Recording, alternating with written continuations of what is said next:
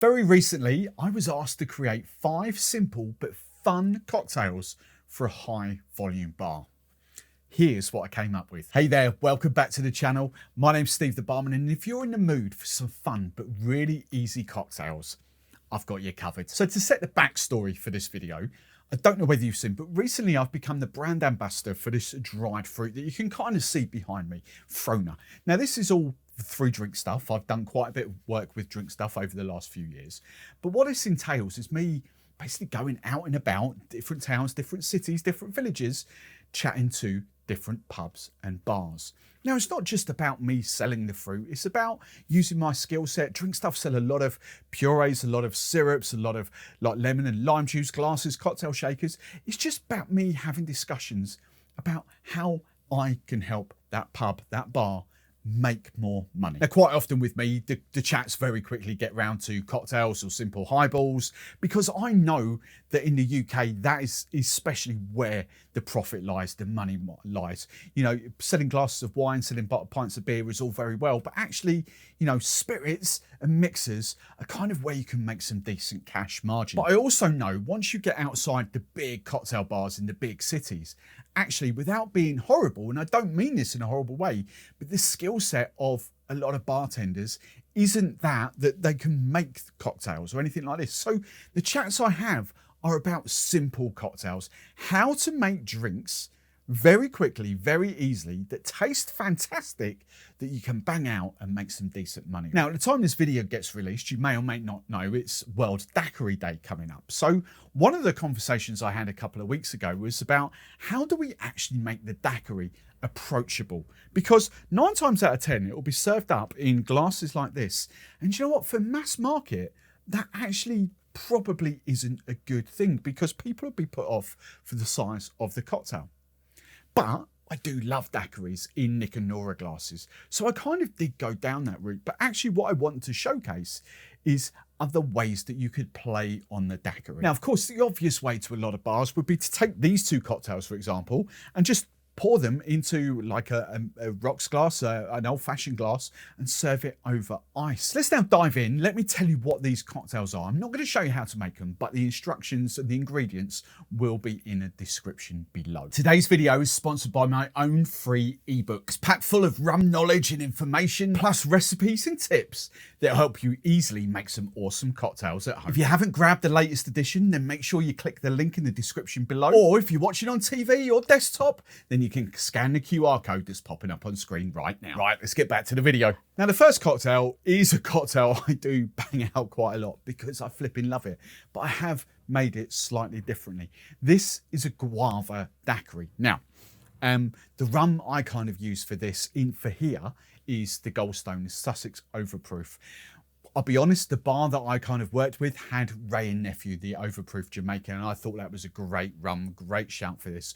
We didn't do I've done a full 60ml in this cocktail, but we slightly pared it back quite a little bit, just to kind of give that funky notes to it. But this is a fantastic rum if you're here in the UK.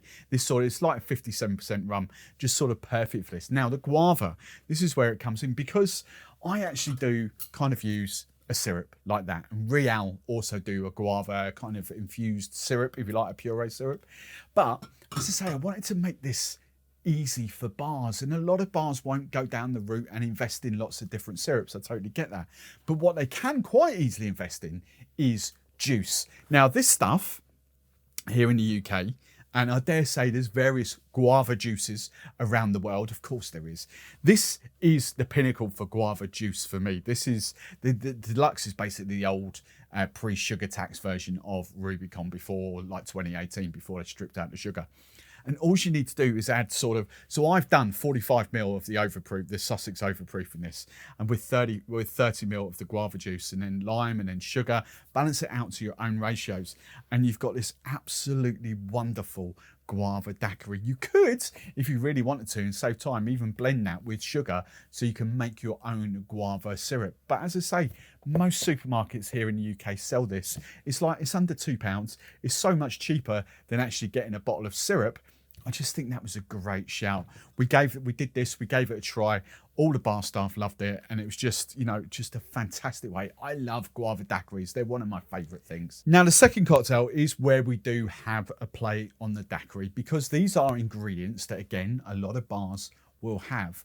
And I do think they kind of play in that daiquiri world without being a true daiquiri. So what we've created is kind of a raspberry highball daiquiri, if you like. Now, the rum I've used for this is the clear drop, but actually all this is a simple 3-ingredient highball. It literally is all it is. So the second ingredient, I went with this. Now the bar that I was working with did actually buy Bristol syrups. So, you know, this was a good in. Now what this raspberry shrub is, basically a shrub is like a syrup mixed with a little bit of vinegar. So it's got that little bit of acidity in it. But actually that makes that raspberry a little bit tartar, but actually more vibrant. And that really works in there as well. Now you might be thinking, well, hang on, what's the third ingredient? Now, again, a lot of bars will be dealing with Fever Tree. So what I've used is Fever Tree's Sicilian lemonade. Again, if you're watching this here in the UK, I think even around the world now, this is pretty much widely available. This is Sicilian lemonade, and all right, a daiquiri is lime and sugar, but you know what? For the mass market, this is such a great mixer to kind of take in daiquiri world. You probably wouldn't call that a daiquiri, but for all intents and purposes, it is playing in that realms, and it's a really fantastic drink. I absolutely love this. You know, it's got that sharpness of the lemon in there. It's got that sharpness of the tartness of the raspberry, but it has got that sweetness from the syrup as well, and it just works perfectly. Now we get on to the third drink. Now, when chatting to the bar, they did have, the tequila sales were actually pretty good. But as I say, this was themed to World Daiquiri Day. They wanted plays on daiquiris.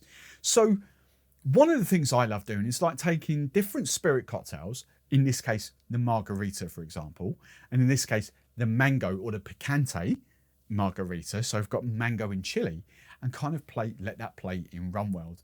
And it really, really does. So what we've got here, I've used Hoolie Rum for this because I think this rum is exceptional with this style of cocktail. Not too funky, not, you know, not sort of tequila in your face. If you think, you know, in my head, if I was using a rum in place of tequila, I'd actually probably go something like a Clarin, maybe even a Martinique Agricole or something like this. But I just love this style of rum in this. This is a pot still rum. It's got a little bit of funk to it, but not in a Jamaican sense, in an Isle of Man sense, if you like. So we've got the rum, we've got the white rum in there. I kind of obviously I was going for the whole mango thing. So I've got ODKs because of drink stuff, and drink stuff we sell quite a lot of this. We've got the mango puree in there. Real would be another shout. Monin do a mango lefouille. You could do a funky mango puree and tail that back with a little bit more sugar. This stuff's got sugar in it. So your equivalents to this would be Real or Monin lefouille. We've got that. We've obviously got I've done it daiquiri style. So we've got lime juice and we've got sugar, but then the bitters. And there is a couple of brands in here. I've actually got both brands, to be fair. The other brand is Bitterman's Hellfire. But because it was drink stuff themed, rocked out the Docfire bitters from Stillabunt from ODK. So we've done an ODK there. So we've got a mango picante, garnished it up with some chili salt on there, and actually a piece of chili in there, just a big ice cube in there.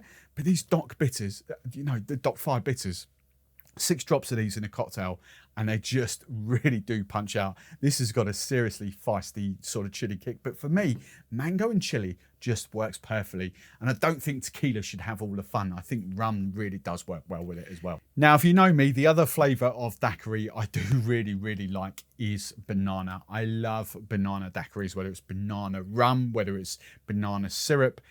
Doesn't really matter. I just love banana and rum. It just works really, really well together. Now, for the bar, what we actually did, we did double banana. So we actually did Cargo Cult. Let's get it down, because they stocked a Cargo Cult. So we did Cargo Cult banana rum, but I actually paired it because they had this as well, the signature blend, number 1, which is Jamaica and Martinique rum in there. So we did a split base of that in there. But actually what I've done for this, because I've called it a funky banana rum, I've actually used Dropworks Funk Drop, because it's the higher ABV. It is proper funky, and it works really well. So to show what I've done with that, I've just had some of Monin's yellow banana syrup. Really cheap, really works really, really well here in the UK. It's just a fantastic banana syrup, just replaces your simple syrup. And all I've done is just that, your yellow banana and lime juice for a classic sort of daiquiri. We've garnished up with some banana rimmer. We've got some dried bananas on there as well. It is just a fantastic, easy cocktail. Of course, you could serve that up over ice as well. And then the final cocktail, strawberry and hibiscus daiquiri. Again, this is another highball play on the daiquiri. The rum I kind of use for this, and I think this works exceptionally well, having tasted this, is Goldstone's ginger and lime. Remember, fresh limes have gone in there, or the peel, and fresh ginger have gone into the distillation of this. This is not dropper bottles, it's not flavourings, this is a proper ginger and lime rum. So I've used that. Because it was drink stuff themed, we've done the strawberry puree from ODK as well. You could use Monin, you could use Real. Okay, we've got that. Now, the hibiscus, where's the hibiscus coming from? There again, there's a couple of brands here in the UK. Bittermans is the other one, but Burlesque bitters. Burlesque are traditionally hibiscus and acai, and these things are just absolutely gorgeous. Again, and I like these because these are clear as well. So if you're doing like clear rum fashions or something like that, and just want a hibiscus sort of element to it without dyeing it red, I think these bitters work a treat. It's just absolutely gorgeous, really, really nice. So 6 drops of that. Now again, you could have done the Fever Tree Sicilian lemonade. You could have done that, but actually what I did for this one, because the bar also had that, was the San Pellegrino limonata. Again, it's just a lovely traditional sparkling fizzy lemonade. We would call it traditional lemonade here in the UK. You would call it, I forget what it is now in the US, but carbonated lemonade, fizzy traditional lemonade, whatever you call it over in the US.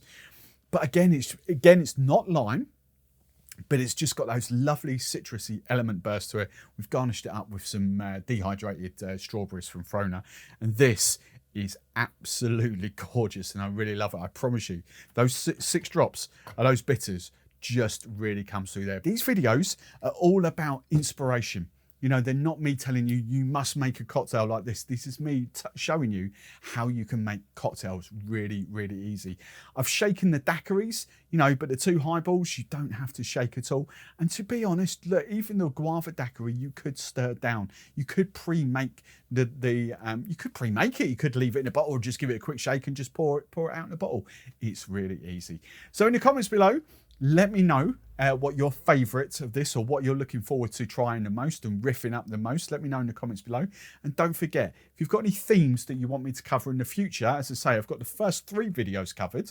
But in 2 weeks' time, if you want me to sort of dive on a different direction, then let me know in the comments below. Right, get a straw. Let's dive in for this one. Cheers.